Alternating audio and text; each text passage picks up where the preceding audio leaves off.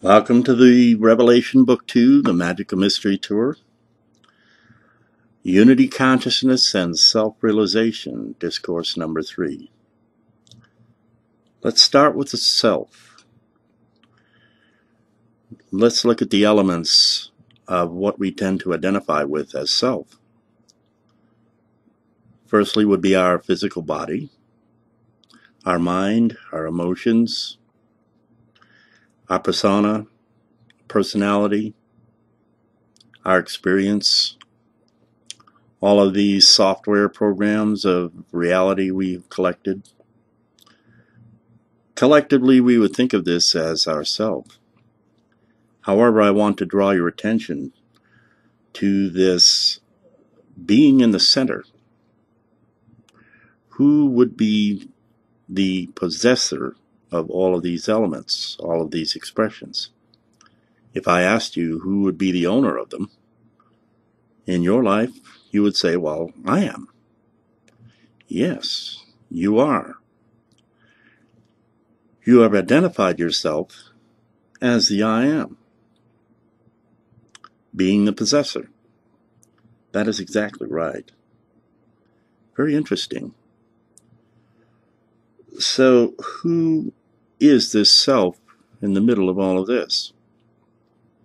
And the possessor of all of these expressions? I am.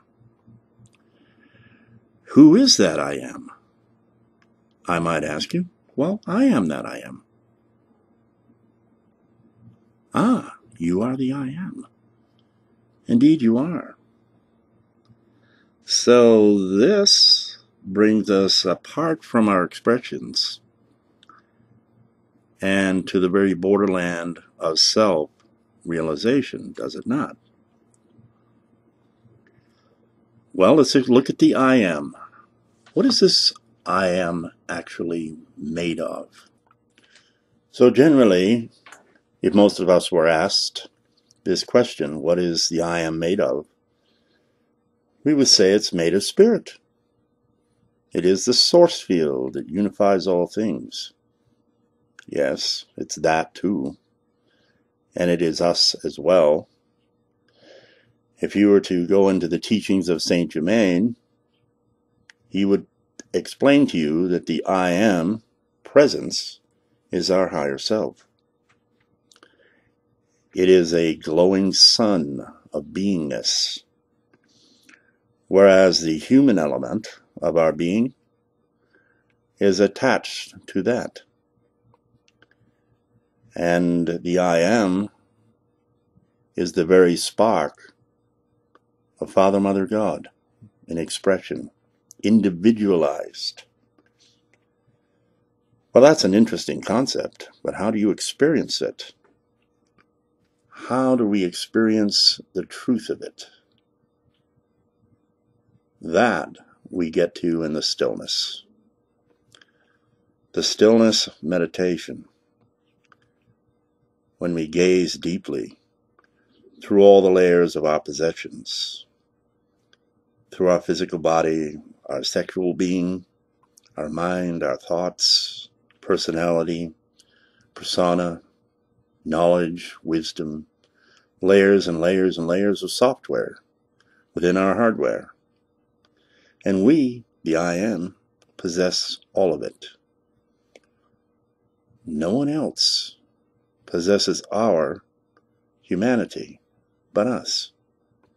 The individualizations of the grand I am, the source field of spirit that permeates the universe in omnipresence. That is who we are. Thinking of that intellectually is one thing. Experiencing it as truth and full-on experience is quite another.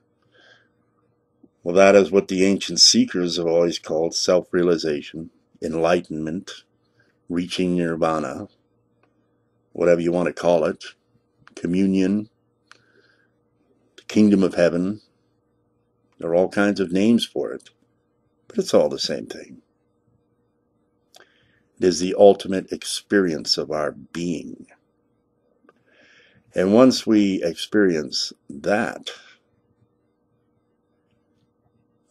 everything is different. So we in fact have many bodies that our I am possesses. We have a physical body, we have an emotional body, a mental body, an astral body that very much resembles our physical body.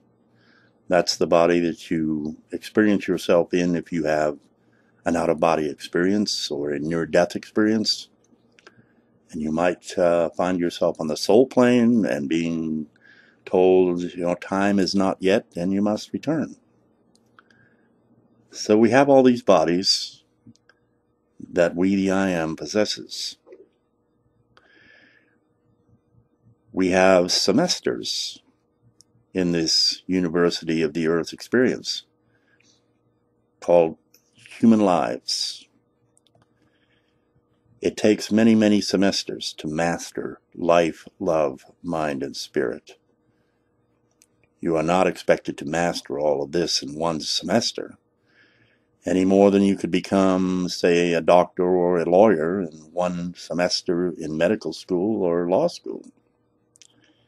It takes a great deal of experience and learning and mastering to earn your master's degree, where you join the ascended ones on the ascension plane, where Jesus, the great Sananda, and Saint Germain reside. They are like the professors. They teach, they way show, they help us, if we ask them. And yes, you can invoke help from them and from Ultimate Source anytime you wish. They are always at the ready. Any or all of them. We, the self, the I am self, is here in physicality to learn to master ourselves within density. Life, love, mind, and spirit. What immense realms of knowledge and experience. How many semesters will it take? How many human lives before we earn our master's degree? Hundreds, thousands. By one account, there are 93 million Earth-like worlds in this one galaxy. This is not the only one we have incarnated on, nor will it likely be the last. There is no end to experience. There is no end to the universities of experience. This is a multidimensional universe as well. When you finish your semester, you find yourself on the soul plane, the fifth dimension. That is quite a different experience than the earth plane. Much more liberating. We feel like we're home there. We've come home from a long journey. We review the semester we just experienced and see how far we've come, how much we have learned, and then begin the task of crafting a new semester. Life after life, we, the I am, journeys through eternity, through the universe, through the dimensions. This is how the universe operates. Now let's speak about software. I mentioned hardware and software, our human being being the hardware that we use, and then we accumulate software. Knowledge, experience, belief systems. We are born into cultures, religions, nations. We have races.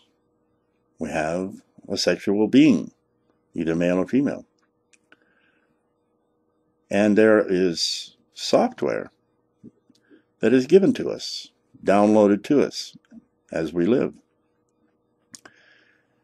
and we take it on as our own. Well, that's the software I was given. Now, we're not obligated to settle for that by any means. We are the possessor of all of it. We are the I am in the middle. We decide what software to keep. We can delete software. We can change the software. We can develop our own software. This is called freedom. You are not obligated to retain any of it. Think of life as a vast buffet. You can build your own software, knowledge, and experience to your liking. If you go to your higher self, consult your I am presence for guidance in this, you will give yourself a makeover if you wish. Make over your life however you like. See what seems appropriate. Feel in your heart what you want to be, how you want to be, what you want to know. Leave your mind open. You don't have to settle for the software given to you by the world. You have total freedom to experience the truth of whatever might serve you, whatever you may need. You can download anything. You can upload whatever software you like. You can create your own in total freedom. You are not bound to any of it. It is all within your power to change, to develop, to become. Explore your own potential. Take that to the altar of consciousness. What is my potential for being? Take a look at the hardware you have and what you've been given, what you've taken on, and see what it can be, see what it can become. That is the adventure. Now in Discourse 5, I will be taking everyone to the gate of paradise, right to the gates of the kingdom. And we will see how to arrive at the full self-realization. Now, in ending this, I would like to just mention Constance Demby, who has provided the glorious music for my banner. And I thought I'd mention she has a concert this weekend in Sierra Madre, California. And go click on her website. It's right there on my banner. And see her events. She is a true goddess, shaman of the music of the spheres. If you listen to her with headphones, like I recommend, I find that my brain goes away for a while and is replaced by galaxies. It's the most majestic music I've ever heard. So this weekend, the 24th, 25th, if you can possibly make that event, I would highly recommend it. Treat yourself to the ultimate. I just suggest this as a friend, as with nothing on it but that. And